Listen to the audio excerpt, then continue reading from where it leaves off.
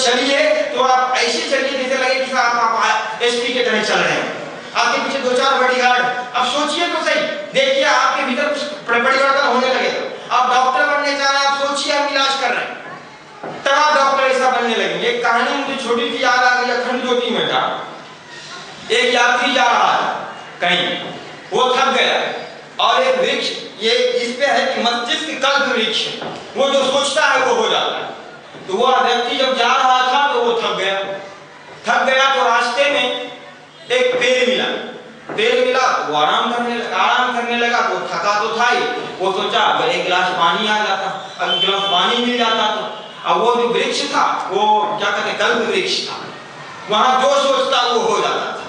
तो जैसे ही इसने सोचा कि साहब हमको एक गिलास पानी चाहिए, एक गिलास पानी आ गया, अच्छा गिलास। अब जब वो पानी पिया सोचा भोजन भी मिल जाता, अच्छा भोजन आ गया। अब जब भोजन भी मिल गया तो वो सोचा थोड़ा आराम कर लेते, पलंग वगैरह लग गया।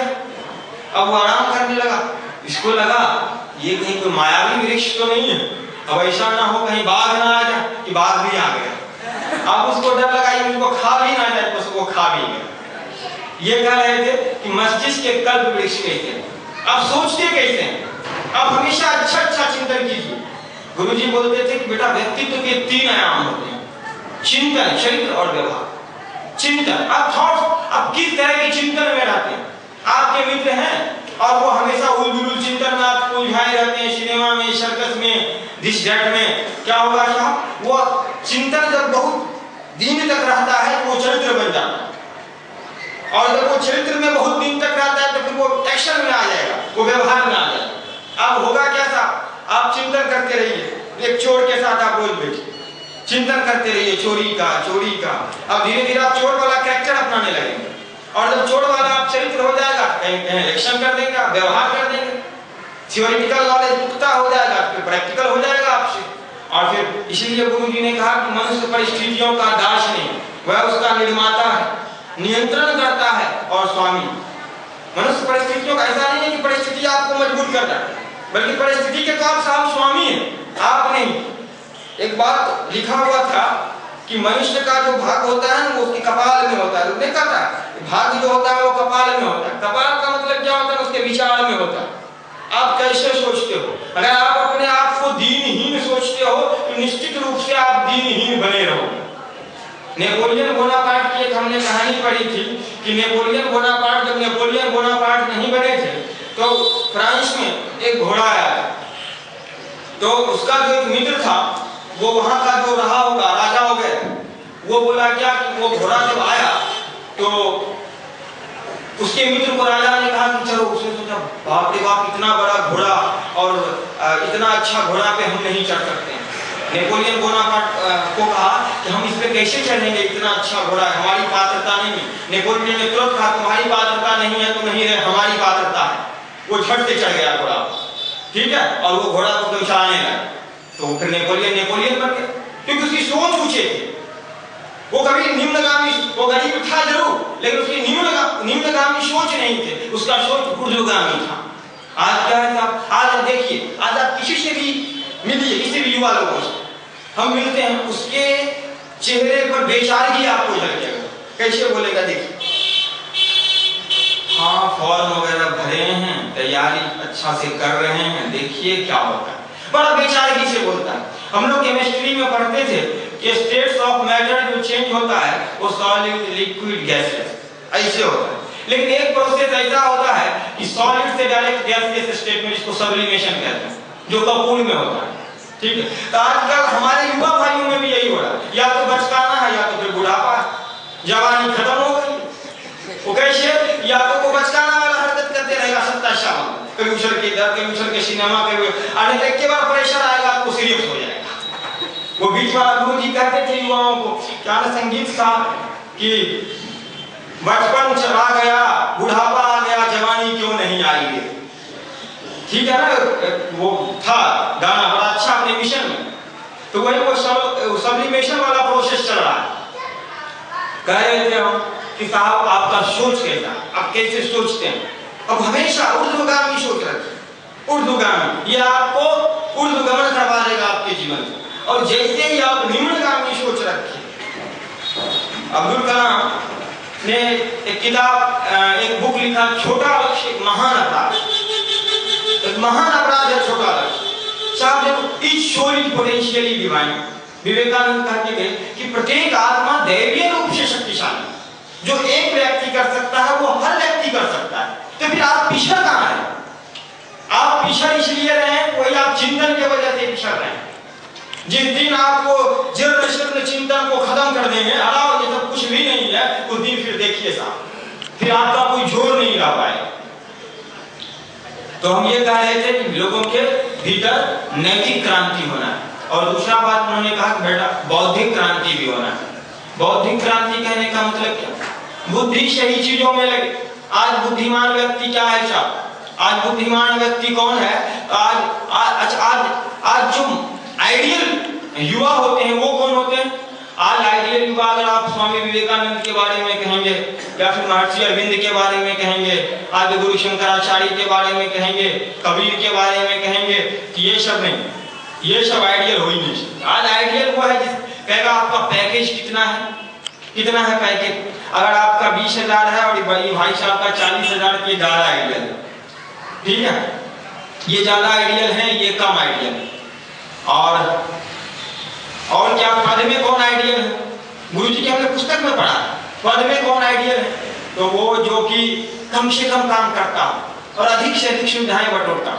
जैसे क्या था कि वो सिर्फ साइन करता हो और बड़ी बड़ी गाड़ियों पे हो और बड़े बड़े बंगलों में हो, तो कहेंगे क्या साहब ये जो आदमी है बड़ा ही अच्छा है। गुरुजी ने कहा बेटा ऐसे आदमी को जो कम काम करे उसे काम छोड़, और जो कम काम करके अधिक सुविधाएं बटोरे उसे हराम छोड़ कहते हैं।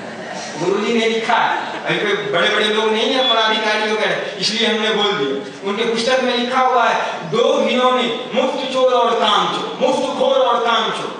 उसमें उन्होंने लिखा है आज जो लोगों का रोल मॉडल है वो इस तरह चेंज करता जा रहा है। और जैसा पैसा कमाए तो चूंकि उसके भीतर आध्यात्मिकता संस्कार का कुछ समावेश होता नहीं है। संस्कार की शिक्षा किसी विश्वविद्यालय में दी जाती है क्या? जीवन जीने की कला क्या होना चाहिए, जीवन है क्या, ये सब नहीं। लोगों का व्यवसायीकरण कर दिया गया। एकदम तुम भागते रहो, सब सोचने का फुर्सत मिलेगा तब तो आप अपने बारे में सोच पाइए। ऐसा इंफ्रास्ट्रक्चर ही बना दिया है कि आप सोच ही नहीं सकते हैं अपने बारे में।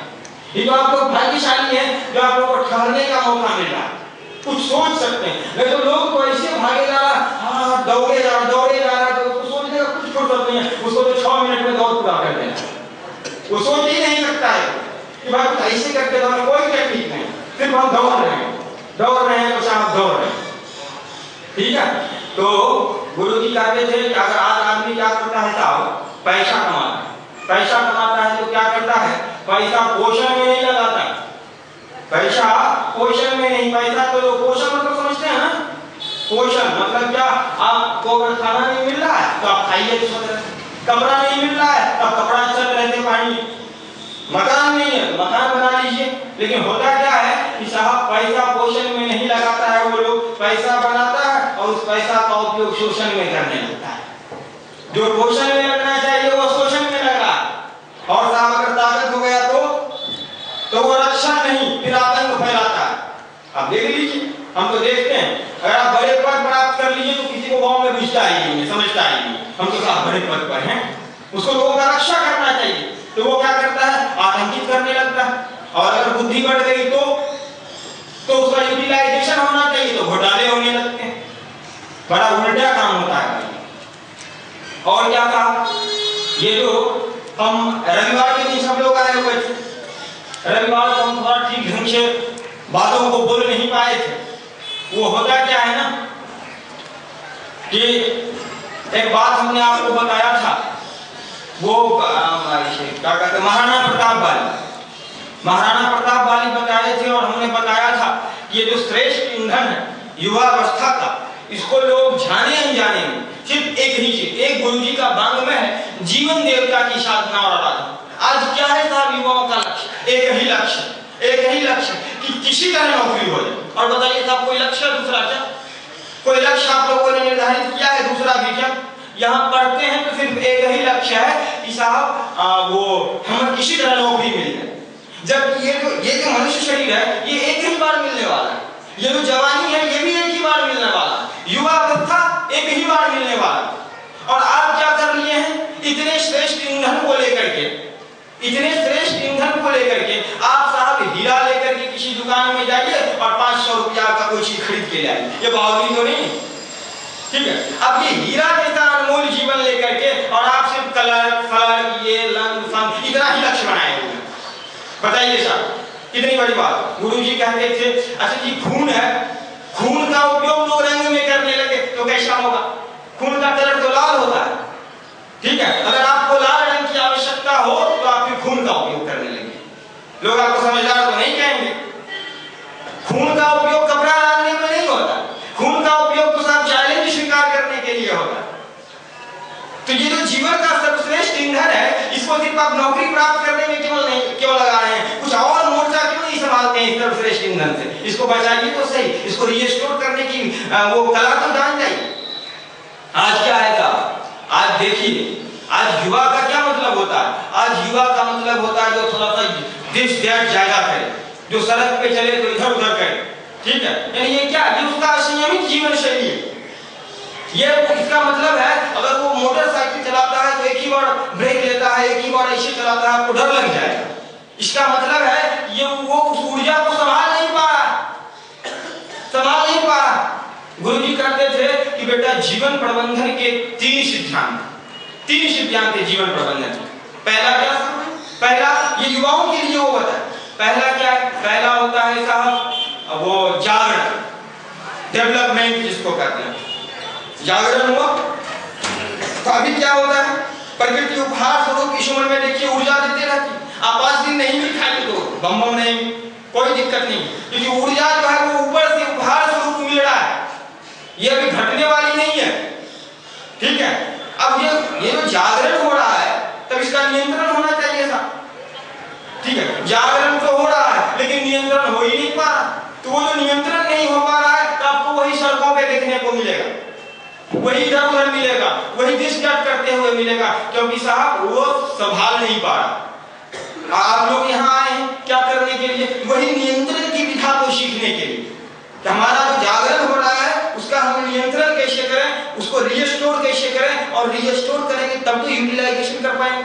आज होता क्या है साहब, जब था तब इधर उधर कर दिया, ठीक है, और जब समय जब चुक जाता है तब वो जब कोई काम करना चाहता है तो क्या होता है, देखता है साहब एनर्जी रिस्टोर ही नहीं, अब उसका कोई चारा ही नहीं चलता।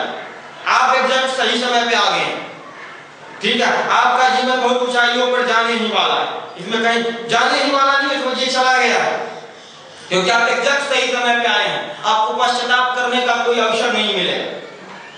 तो गुरुजी कहते थे कि बेटा जागरण, नियंत्रण और फिर यूटिलाइजेशन ये युवाओं को करना हो। जागरण तो हो रहा, प्रकृति दे रही, लेकिन हम उसका नियंत्रण कितना कर पाए, ये महत्वपूर्ण, हम उसका नियंत्रण कितना कर पाए, और जब नियंत्रण कर लेंगे तो साहब आप हर क्षेत्र में चमत्कार दिखा देंगे, हर क्षेत्र में। आज मनुष्य जो ऊंचाई